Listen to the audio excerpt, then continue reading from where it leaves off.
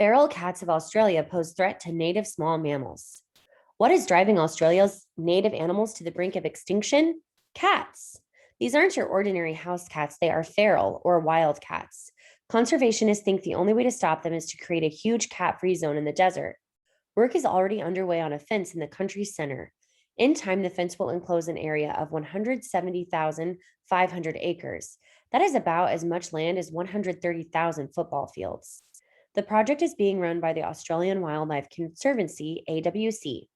At least 10 threatened species will be reintroduced from islands and protected pockets of Australia. This reintroduction will double some populations that have dwindled to the hundreds. Bringing back the bush. Atticus Fleming is the head of AWC. He described what early explorers saw in Australia. They saw the Australian bush alive with small animals, he said.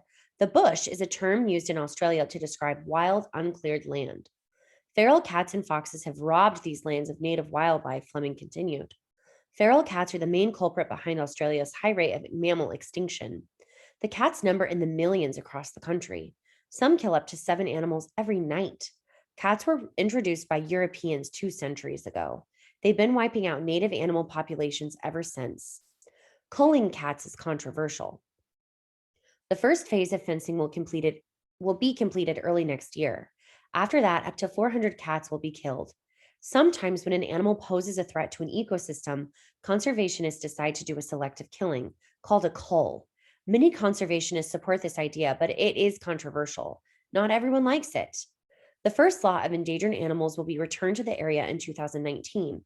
They will include the numbat, which is a type of tiny anteater, and the black-footed rock wallaby.